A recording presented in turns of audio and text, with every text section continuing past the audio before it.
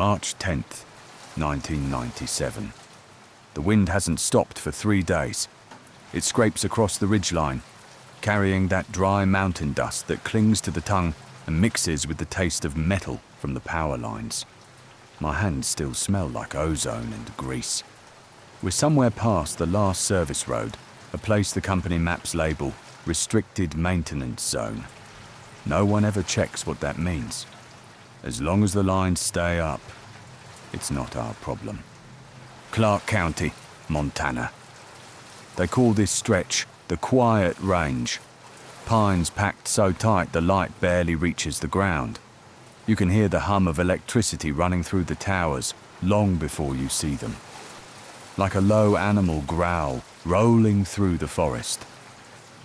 I've been out here 5 years, and still, the sound feels alive. The job's simple today. Replace a length of damaged conductor between 2 towers near the old research perimeter. We keep finding broken insulators, snapped grounding clamps, like something keeps tugging at the lines from below. The ground shifts more than it should for this type of soil. I make a note of that in the pad. Unstable terrain between markers 21 to 24. Possible subsurface erosion. The air smells faintly chemical. Could be nothing.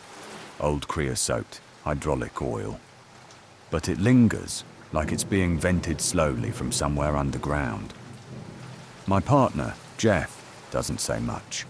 He keeps glancing at the tree line like he's expecting someone to walk out. I tell him to check the connections on the southern span, and I stay near the truck, writing down the readings. That's when I notice the dip in the ground, about 10 yards off the access path. Not a sinkhole exactly. More like the earth folded in on itself. The dirt's darker there. Wet in the middle even though it hasn't rained for a week. I walk closer, boots sinking slightly. The edges are sharp, unnatural. Something metallic glints under the soil. I call Jeff over and we start scraping with shovels. It doesn't take long before the outline appears. A square panel, about 4 feet across, the corners rounded off, half swallowed by roots and rock. There's a hinge buried deep, one side warped from pressure. The surface is stamped with faint letters under layers of rust and moss. I brush it with my glove until they come clear enough to read. Doe Research Division, Facility 09. We both stare for a while. The metal's too heavy to be a utility plate, too deep to be part of the grid infrastructure. It feels wrong to find it here, where nothing's supposed to exist but cables and dirt. I press my hand to it, cold, even through the glove. The temperature difference stands out immediately, colder than the air, like something is drawing heat inward. I take out my notebook, note the coordinates, make a sketch of the outline. Possible old government site, sealed hatch, not on company map. The handwriting looks uneven. My hand keeps shaking, though I tell myself it's just the wind. Jeff wants to leave it alone. Says the ground looks unstable. I nod, but I can't stop staring at the hinge. It's almost calling to be opened, though I don't know why. Maybe it's habit, checking for damaged conduits, buried panels, maintenance routes. Maybe it's something else. The hum from the lines above gets stronger the longer we stand there. It feels like it's coming through the ground, not the cables. I kneel, ear close to the soil. There's a faint vibration under the surface, a steady pulse. I think it might be the current from the power system resonating through the mountain, but the rhythm's too slow. I write one more note. Subterranean resonance detected. Irregular pattern. Investigate after shift. The sun's already dropping behind the ridge. The shadows stretch long and cold. Jeff starts packing up, and I cover the hatch with loose dirt, mark the spot with a stone. The metal gleams once more before it disappears under the soil. Driving back, the radio cuts in and out, full of static. I keep glancing in the rearview mirror. The tree line fades behind me, but I swear the hum doesn't. It follows for miles, low and steady, like something under the earth is breathing in time with the power grid. March 17th, 1997. Early morning. Overcast sky. Light snow turning to sleet by the time I reach the ridge. I didn't plan to come back, but the thought of that hatch has been clawing at the back of my mind for 3 nights straight. The sound I thought I heard under the ground, the slow pulsing hum, it hasn't stopped. Even in town, I can feel it when everything goes quiet, like it's inside my teeth. The hatch opens easier today. The cold metal gives way after 3 pulls, like the air pressure underneath is helping push it up. A dry gust hits me in the face, smelling like dust and antiseptic, like hospital corridors after everyone's gone.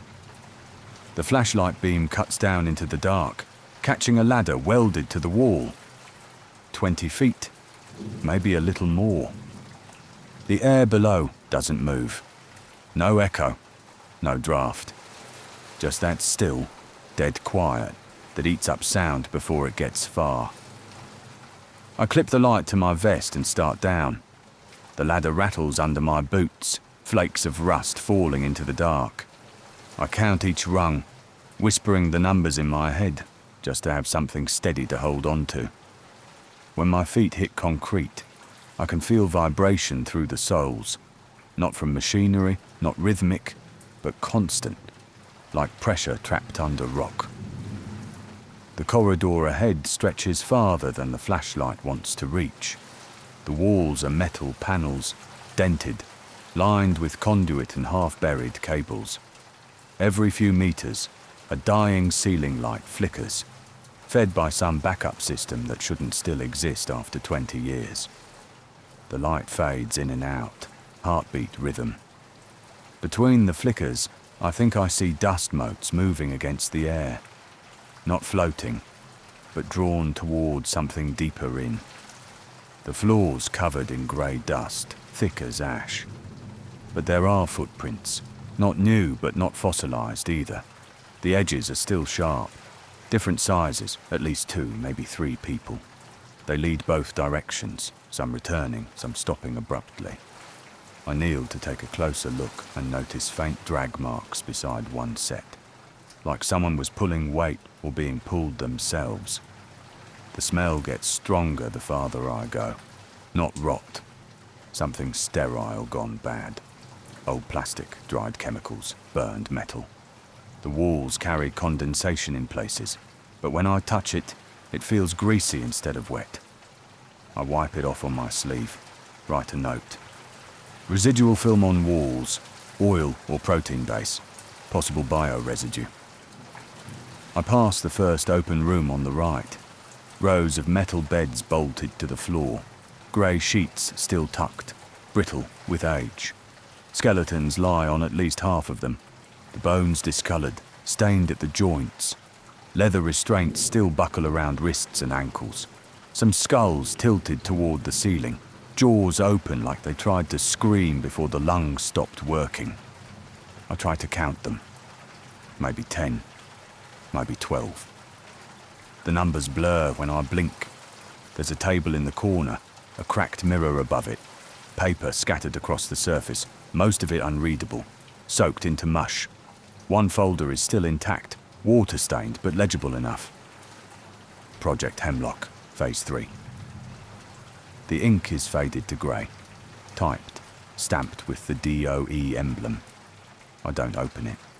I write it down instead, because looking at it too long makes the back of my neck tighten. When I shine the light across the far wall, something glints. Glass or metal. I step closer and see a cracked observation window. The room behind it completely dark. The glass looks melted, like it was exposed to intense heat. On the other side, faint shapes hang from the ceiling. Long, thin, maybe wires, maybe something else. I turn back to the corridor. The light catches a corner ahead, A left turn. For a split second, I see movement, a shape sliding out of sight. My hand tightens on the flashlight. I stop breathing. The silence comes back heavier.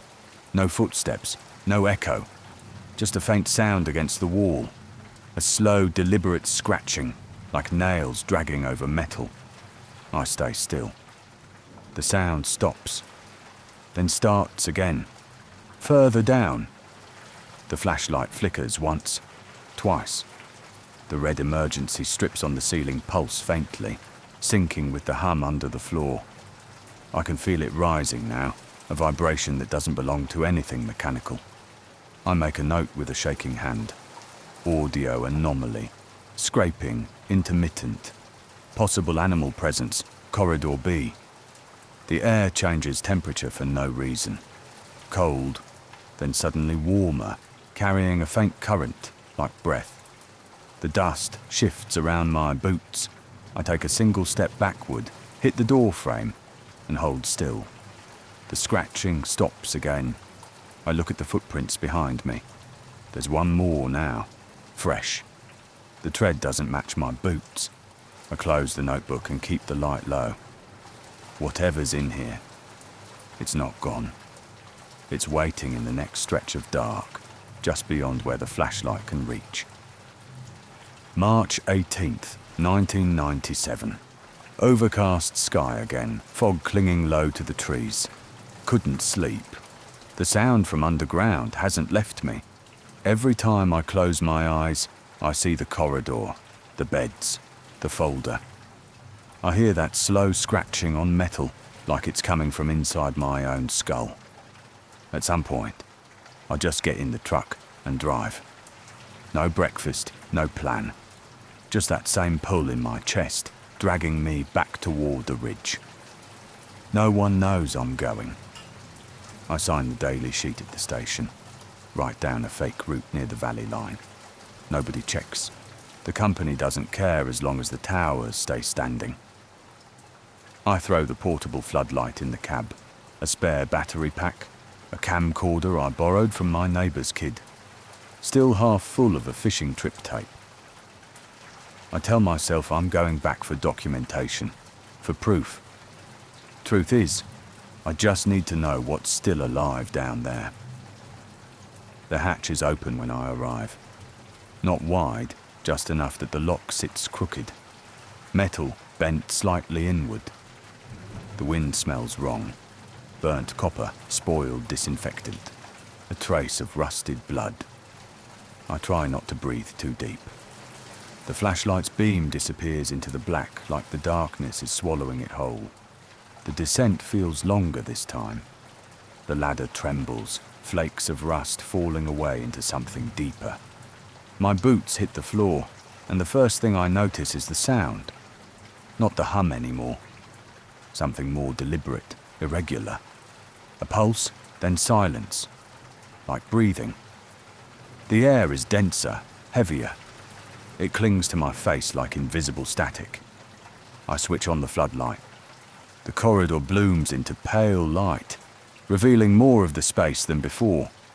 Doors line both sides, some forced open, some welded shut. Each one carries faded labels. Specimen storage, personnel quarters, cryo lab. Every door handle is cold enough to bite through the gloves. I test a few, most resist. A few creak, showing dark interiors filled with shadows that don't shift when the light does. One door stands half open, bent on its hinges.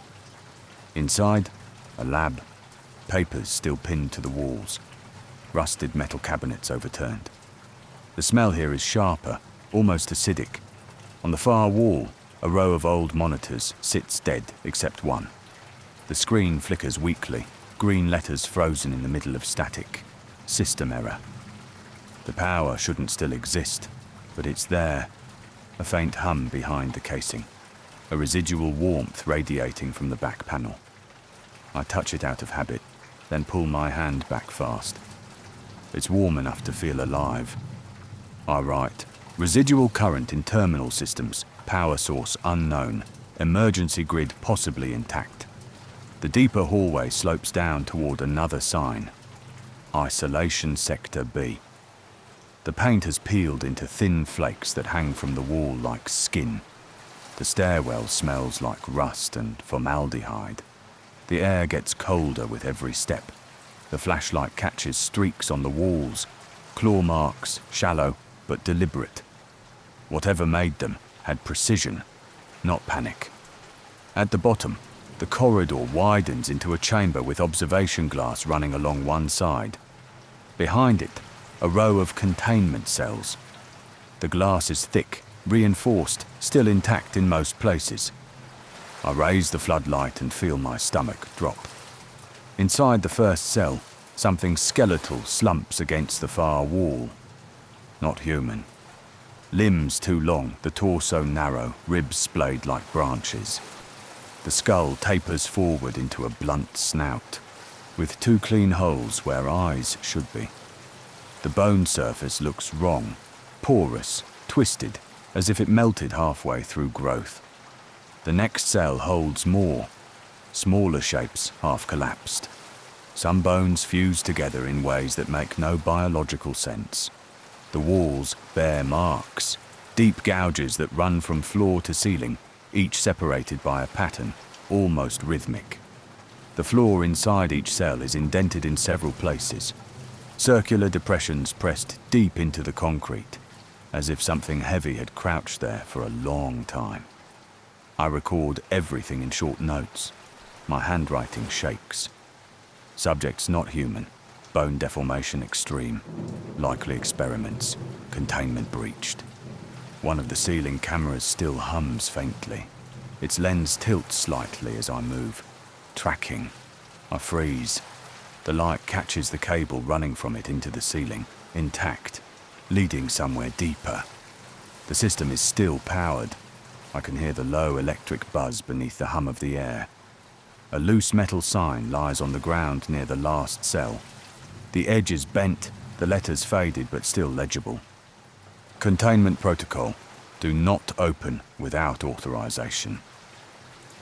I stare at it longer than I should, then notice what's beneath it. A single footprint in the dust. Fresh, pointed slightly away from me. I shut off the floodlight for a second just to listen. Bad idea. The dark here isn't empty, it's crowded. There's a texture to it, like pressure from all sides. Then, movement. Not footsteps exactly. A dragging noise, slow, deliberate, too close to be echo. Then breathing. Wet, shallow, uneven, somewhere behind the glass. I lift the light again. The cells are empty. The glass reflects only me. The sound doesn't stop. It shifts to the ceiling, then to the wall, scraping inside the ducts. The floodlight flickers once, twice. The hum beneath the floor rises, stronger, synchronized with the sound above. I back away slowly, writing without looking down. Movement confirmed, source unknown. Possible surviving organism or automated system. The breathing comes again. Softer now, almost human. Not from the cells this time. From the corridor behind me. March 19th, 1997. The operator room door still holds. Heavy steel, manual latch from the inside. I wedge a broken pipe through the handle anyway. The hum from the lower floors has changed. Slower now. Deeper. Almost like something breathing through the walls. I try to steady my hand enough to write, but the air keeps vibrating under my skin. Through the glass I can see the lower sector. It's faint at first. A flicker, then another. Then every light in the containment corridor flashes alive at once, one after another in a sequence, as if something triggers them from below. The bulbs shouldn't have power. I watched them die yesterday, but now they pulse in rhythm, each one casting long shadows that stretch and twitch across the concrete. The control boards in front of me come alive next. Dead monitors glow, lines of static forming shapes, lines, brief frames. Then the feeds stabilize. Camera 1, empty hallway. camera 2, isolation doors. Camera 3, the central junction. And then, movement. A shadow sliding along the edge of the frame. Stretched, bent wrong. Too tall for any person. Back arched upward, head tilted forward. It passes under the next camera. The feed jumps. Next monitor clicks on automatically. It's following the path toward the control room. I start counting the clicks. 1, 2, 3. Each a new camera activating in sequence. Closer. My throat feels like it's closing. I kill the main lights in the operator's booth, but the monitors keep glowing, throwing green light across the walls. It's moving slowly, like it knows I'm watching. The temperature drops fast. My breath fogs against the glass. Somewhere beneath the static hum, another noise grows. A kind of low mechanical pulse. Maybe a generator deep under the floor. The sound climbs in volume until it becomes indistinguishable from my heartbeat. I turn away from the screens and search the desks. Old files. Binders sealed shut with mold. A logbook. Leather cover. Warped from humidity. Inside, pages covered in dense handwriting. The last entries are erratic, the pen gouging into the paper. November 1984. The ink still faintly red in spots, blood smeared across the margin. The last entry reads, subjects unresponsive to sedatives. Heart rate exceeds safe threshold. Neural patterns divergent. Containment breach likely. Personnel evacuating. Isolation impossible. The signature is a scrawl, ending in a long line that cuts off mid-word. I copy the note word for word into my own pad, hand shaking. Isolation impossible. The words look wrong even as I write them. A low crack echoes from somewhere below. I look back at the monitors. One of the feeds shows a lab door swinging open on its own. The camera jitters, then steadies. Inside, faint movement. The thing is there again. Closer. Clearer. Its limbs look jointed wrong, angles bending against the light. When it moves, the frame distorts slightly, like the camera lens is trying to reject the image. Then every monitor blanks at once. For half a second, all I see is my reflection in the glass. Then static, and behind the static, faint silhouettes pulsing like veins in the signal. I pull the power cables, but the screens stay on, humming. The hum rises again from below, followed by a dull thud that shakes the floor. I feel it through my boots, a heavy impact like machinery reactivating after decades. Then a smell, acrid, chemical, burnt copper mixed with wet soil. I grab the flashlight and move into the adjoining lab. The walls are covered in flaking paint, but one surface is newer, smooth, a different color, repaired recently. In the center of the room stands a glass cylinder, almost 2 meters tall, connected by dry tubes to cracked tanks. Inside, a shriveled mass, vaguely humanoid but smaller, curled on itself like a fetus. Its surface is cracked, flaking, darkened as if burnt from within. The torso is twisted, limbs fused in unnatural symmetry. Dried residue coats the inner glass like frost. At first, I think it's dead, but the closer I get, the more it feels wrong to call it that. There's something about the air near it, thicker, humming faintly, vibrating through the glass. I write, specimen possibly desiccated, residual energy present, environment unstable. Then I notice the wall behind the cylinder. The metal plating is warped, eaten away in a rough circular pattern. The hole is irregular, the edges blackened and soft, as though something burned through solid steel. Around the perimeter, small droplets of melted glass cling to the wall. The hole leads into complete darkness. Warm air seeps out, carrying a faint noise, not mechanical, not natural. A sound like something large, breathing through liquid. I step back and nearly trip on a power conduit running across the floor. still humming faintly. I trace it with my eyes. It leads straight toward the hole. The air pressure shifts. Papers rustle. For a second, it feels like the entire structure inhales. I understand then that this place was never abandoned. The experiment didn't die. It changed form, adapted, kept the system alive because it was the system. Everything still humming. The power, the cameras, the lights, feeds into it. I write the last line before the light flickers out completely. The experiment persists. Containment failed. The facility breathes. March 20th, 1997. I find the exit shaft by accident, not the main ladder where I came down, but a service tunnel behind the cryo lab, half collapsed, the ceiling sagging but passable. The air moves through it, cold and clean, tasting like pine and snow. I follow it on my hands and knees, dragging the flashlight, the batteries almost dead.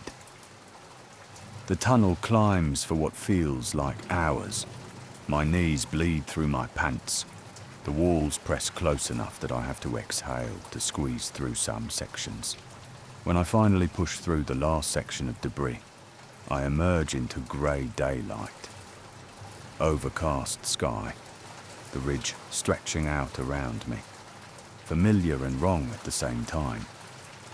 I'm maybe half a mile from where I parked the truck. The ground here looks undisturbed.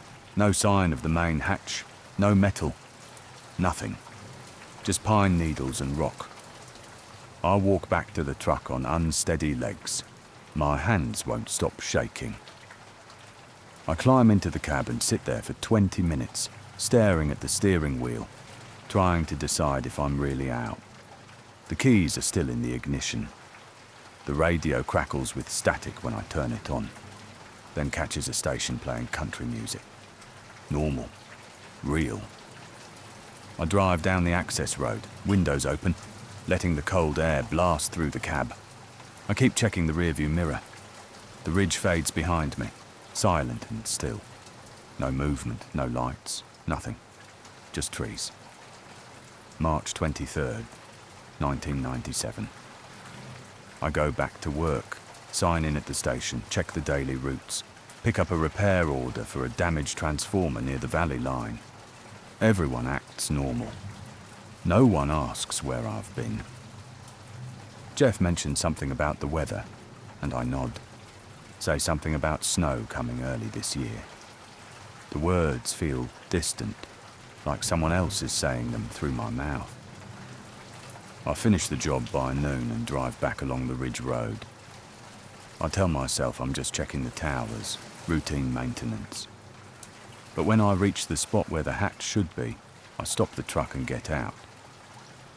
I walk the area for an hour, searching. The ground looks untouched.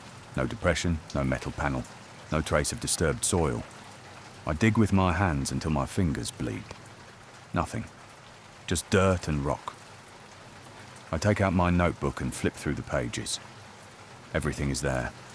The coordinates, the sketches, the notes about the DOE markings, the containment cells, the specimens. My handwriting, clear and steady. Proof that it happened. But when I look at the dates, something stops me cold. March 10th, March 17th, March 18th, March 19th, March 20th. 5 entries. 5 days underground. I was gone for 3 weeks. March the 28th, 1997. The hum starts 3 nights ago. Faint at first, barely noticeable. The kind of sound you think might be the refrigerator or the wind in the power lines. But it grows stronger each night. By the second night, I can feel it through the bed frame. A steady vibration that matches the rhythm I remember from the facility. The same pulse, the same frequency. I try to ignore it. I turn on the radio, play it loud enough to drown out the noise. But when the music stops between stations, I hear it underneath. The hum and something else. A voice, distorted, crackling through the static. It repeats the same syllables over and over. The word I heard in the corridors. The one I couldn't write down because it didn't belong to any language I knew. Now I understand it. Not the meaning, but the function. It's not a word. It's a signal. A frequency encoded into sound, designed to resonate with something biological, with neurons, with memory. I write this down because I need to document what's happening while I still can. The hum isn't coming from outside. It's inside my head, behind my skull, vibrating through bone. Every time I close my eyes, I see the corridor again. The glass cylinder. The thing inside, curled and desiccated. But now when I look at it, I see my own face reflected in the glass, staring back. April 1st, 1997. I checked the camcorder today. The one I brought with me into the facility. The tape is still inside, though I don't remember recording anything. I plug it into the TV and hit play. The first few minutes show the fishing trip. My neighbour's kid, laughing, holding up a trout. Normal. Then the image cuts to black. Static. When the picture returns, I'm watching footage of the facility. The hallway, the containment cells, the specimens behind the glass. But I'm not holding the camera. It's mounted somewhere, fixed in place, watching me move through the frame. I see myself kneel beside one of the cells, take notes, shine the flashlight. The timestamp in the corner reads November 17th, 1984. I rewind. Play it again. Same footage. Same date.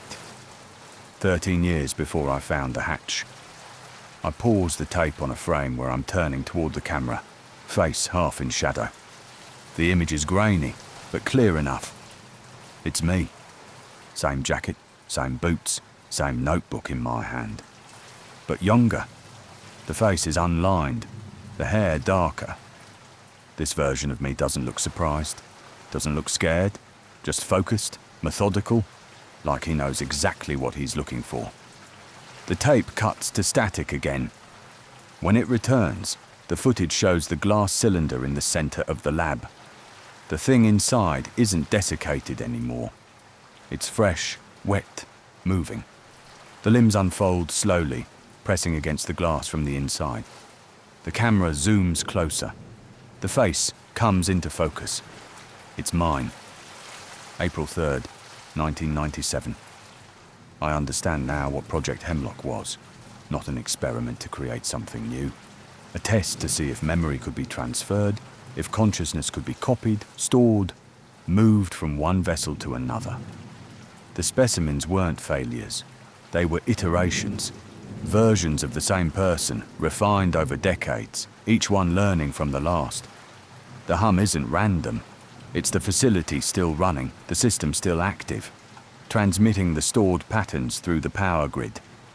The electricity doesn't just feed the lights. It carries information, encoded in frequency, spreading through every line connected to the mountain. I was never the one who discovered the hatch. I was the one who was supposed to return. The notebook sits open on the table in front of me. I flip back to the first entry, March 10th, and I see it now. Small inconsistencies I missed before. The handwriting shifts halfway through some sentences, becoming neater, more controlled. Certain phrases repeat across entries, word for word, like copied text. The dates are evenly spaced, too perfect, as if someone planned them in advance. I write this final entry knowing it won't matter, because the thing I've been documenting isn't the facility, it's the process, the gradual replacement of one consciousness with another, transferred through exposure, through resonance, through the hum that never stops.